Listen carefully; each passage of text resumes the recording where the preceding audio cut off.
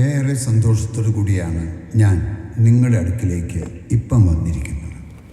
എത്രമാത്രം നിങ്ങൾ ദാഹിക്കുന്നുവോ അത്രമാത്രം ദൈവം നിങ്ങൾക്ക് സമൃദ്ധിയായി ജീവജലം തരും.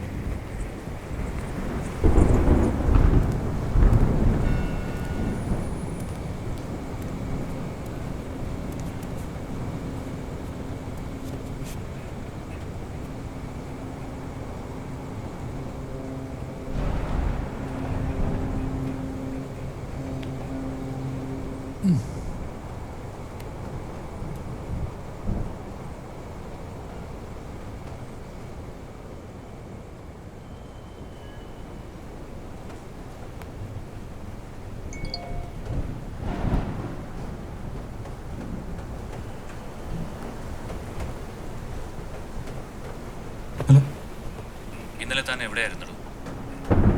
ഇന്നലെ കുറേ വിളിച്ചല്ലോ, എന്താ ഫോൺ എടുക്കാൻ? എൻ്റെ വണ്ടിക്ക് ഒരു ചെറിയ പ്രശ്നം. ഇന്ന് പുലർച്ചെ കൃത്യം 3 മണിക്ക് പൂങ്കുന്നം പാലത്തിനടുത്ത് മഴ പെയ്യും. സാറിമാരെ മഴേനെ പറ്റിയാണ് പറഞ്ഞുകൊണ്ടിരിക്കുന്നത്. മഴ? സാറിന് കേട്ടു നോക്കി. ഇന്ന് പുലർച്ചെ കൃത്യം 3 മണിക്ക് പൂങ്കുന്നം പാലത്തിനടുത്ത് മഴ പെയ്യും.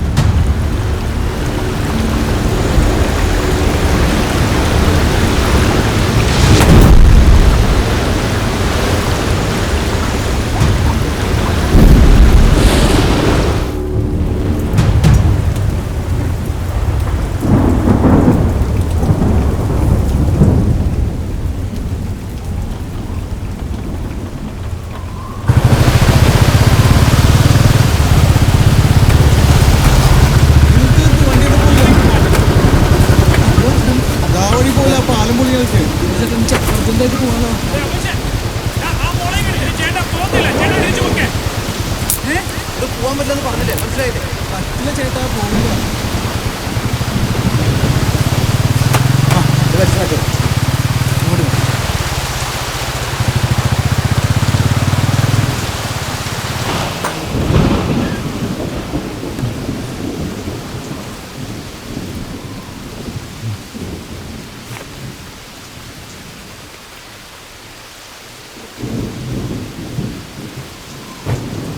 അപ്പനെവിടേക്കാ പോയിട്ടുണ്ടായിരുന്നു? പുറത്ത് മഴക്കൊള്ളം പോയതാണ്. അതിനെന്തിനാ ഡ്രസ്സ് മാറിയേ?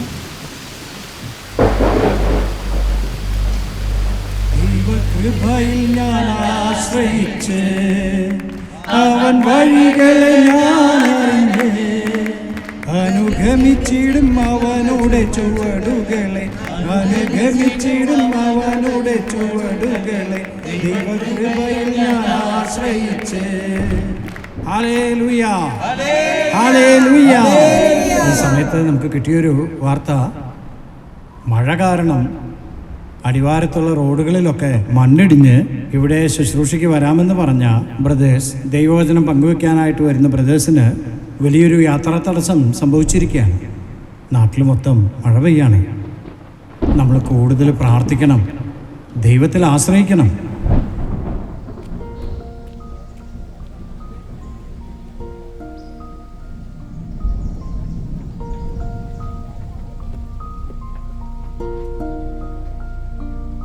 ഫ്രാൻസേ, ഫ്രാൻസേ, അപ്പ ഇവിടെ വാ, ഇവിടെ നല്ല സ്ഥലാ. പാപ്പൻ്റെ കൂടെ ഇരിക്കാം.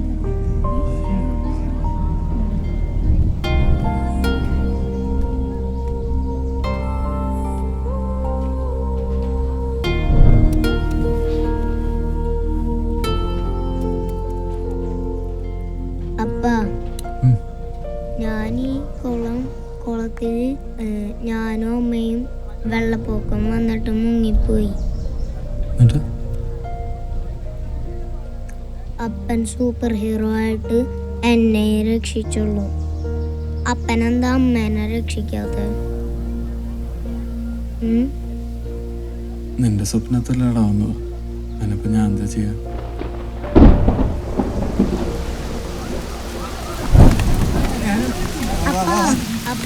അപ്പ മഴ കൊള്ളാം, നമുക്ക് മഴ കൊള്ളാം.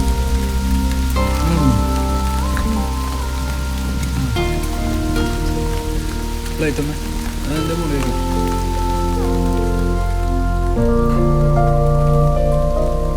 പ്രിയപ്പെട്ടവരെ, ചിലപ്പോഴെങ്കിലും മനുഷ്യൻ്റെ ജീവിതം ഇങ്ങനെയാണ്. വല്ലാത്ത ഒറ്റപ്പെടലുകളും വേദനകളുമായിട്ട് നാം കടന്നു പോകുന്നു. എവിടേക്കാണ് നമ്മുടെ യാത്ര എന്ന് പോലും അറിയാതെ കടന്നു പോകുന്ന നാം പലപ്പോഴും രാത്രികളിൽ കണ്ണീരൊഴുക്കി ഉറങ്ങാതിരിക്കുന്ന സാഹചര്യം പോലും നമ്മുടെ ജീവിതങ്ങളിൽ ഉണ്ടായേക്കാം. വിശുദ്ധനായ തോമസ് സ്ലീഹായുടെ ജീവചരിത്രം നോക്കിയാൽ നമുക്കറിയാം, യേശുവിനെ നോക്കി നിൽക്കുന്ന അവൻ്റെ മാറിടത്തിൽ, അവൻ്റെ പാർശ്വത്തിൽ ആ കുത്തി മുറിവേൽപ്പിച്ച മുറിവിൽ കൈ തൊടാതെ ഞാൻ അവനെ വിശ്വസിക്കില്ല എന്ന് പറയുന്ന തോമസ് സ്ലീഹായെ നമുക്ക് കാണാൻ സാധിക്കും. എന്നാൽ അവൻ്റെ മുന്നിൽ ഉയർത്തെഴുന്നേറ്റ യേശു നടന്നു ചെന്നുകൊണ്ട് പറയുന്നുണ്ട്, തോമസ്, നീ ഇവിടെ വരിക, ഇതാ ഈ പാർശ്വത്തിൽ സ്പർശിച്ചു കൊള്ളുക. അപ്പ എനിക്കിപ്പോഴും സ്റ്റിച്ചിന്റെ പാടി ഇവിടെ ഉണ്ട്. അതൊക്കെ പോയിക്കോളൂടാ.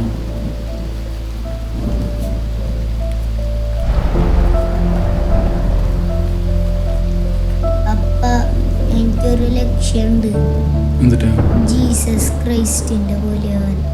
എന്നിട്ട് വേണം എല്ലാ ആൾക്കാരും കൂടി തല്ലിക്കൊല്ലാൻ. പിന്നെ നെഗറ്റീവ് അപ്പാപ്പൻ നെയ്സേറ NAYSAYR നെയ്സേർ. ഇതേത് മമ്മ? ആരാ?